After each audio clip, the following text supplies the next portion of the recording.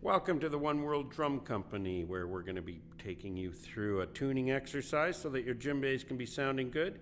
Much easier than you can imagine.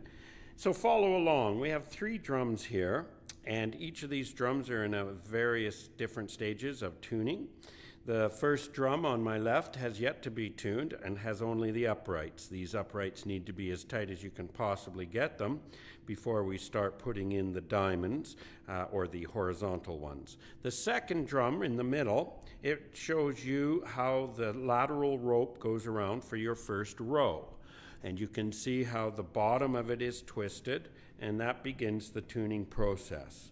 And finally we end up on the other side, and that drum has been tuned up many rows, is at the top and will have to be undone and begun again. You'll also notice that third drum on the right is at the top of its tuning, and it has been rather poorly tuned. You would like to keep those lateral lines, the rope that's going around horizontally, much closer. All right, so follow along as we take you through these different stages to show you exactly how easy it is to tune a djembe. All right, now we're going to go through the tuning process here.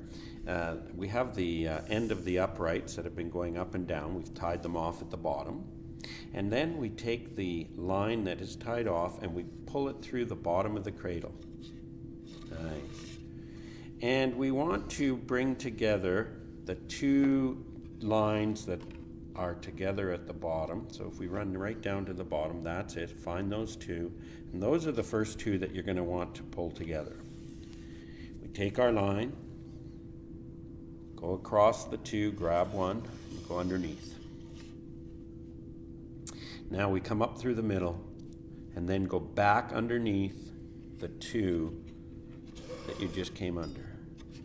And then we give it a nice little pull, and boom, it is crossed. Now notice how we pull it down as far as we can.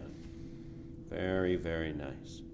Now we'll just roll it over, start again. We go over 2, underneath,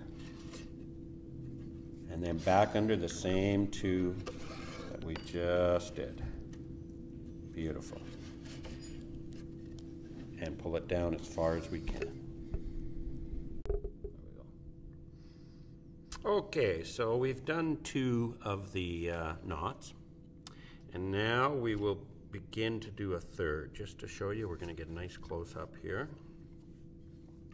The rope is going to come in under the first line. That's it, nice. And over 2, up through the middle, and then back under the same 2 that you just went over. So it creates this S, it's a weave. And then you pull them, and you'll notice how we pull them sort of at the top, because it's a bit easier, and then we pull them down. That's the stuff. And we're trying to get it as low as we can, and we use a particular tool that comes from the boating industry, sailboats in particular, and it's a cleat, and you can get that generally at any sailboat or company business, and that's all there is to it. And you see how this will travel all the way around. We'll do this until we get the right amount of tuning. In fact, you may end up going all the way around, and we're going to take you to the next stage, which is the second row. Once you're at the end of the bottom row, which you're seeing right here, you will begin a second row.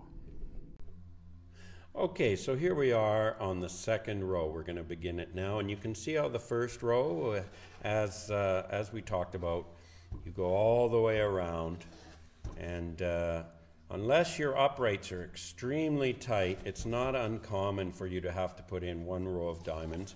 If you have the right equipment, you can certainly get those uprights tight enough, but it's not usual. So now we come to the end right here. We've done 1 full row, and we have a few options. We can anchor it at the bottom cradle, as so. And this works. You can push it under there, and sometimes we do it because it is easier to get it under there. But it does create a funny looking row. And so really what I prefer to do is come over to the place on the other side of the first one and come under there. And we may need a screwdriver, as you can see here, in order to do it. And then I pull that up. And the reason is because then it finishes the row off, and aesthetically, it doesn't leave a big space in your weave. It's really making very little difference to the outcome, but it definitely does that. All right, so now you can sort of see how this is now finished off here. We're just going to come up here and get a nice close look at that, so you can sort of see we've come across there. Very nice. All right, now we're anchored at the bottom, and we're going to come up, and what are we going to do? We're going to go and look for two of them that need to be pulled.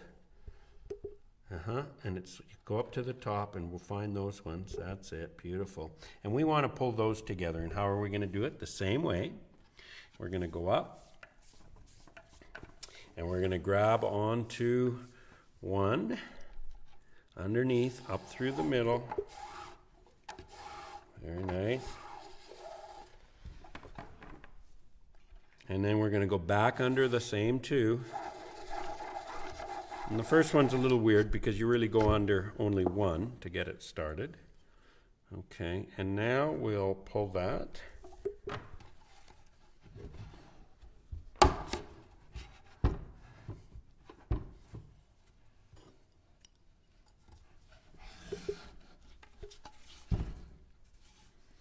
And pull it down. This is a good trick if you have a carpet and you want to pull it like this. We do that. We only do it where we have a nice smooth and soft place so we don't damage the skin, but it's nice because then you can just pull up and you can get it nice and low. Now see how low we've gotten this, and this is the trick. You really do want to try and make sure you've got it very, very low. Well, now our next one, we're going to come over two and under one.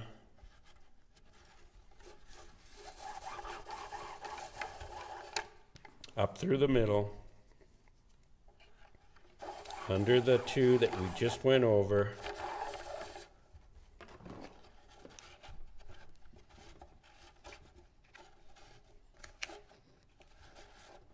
nice, and we'll just pull that, and we've hooked it, very nice, and now pulling it down.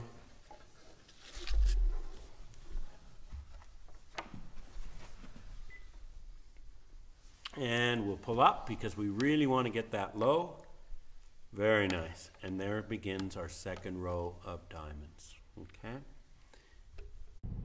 So here we are looking at a drum that's gone for 3 different rows, you can see, and it working its way right up to the top. And we might get one more row in.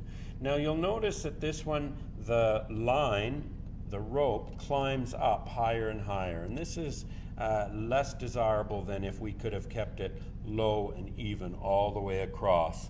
And so we do want to try and make sure that that doesn't happen.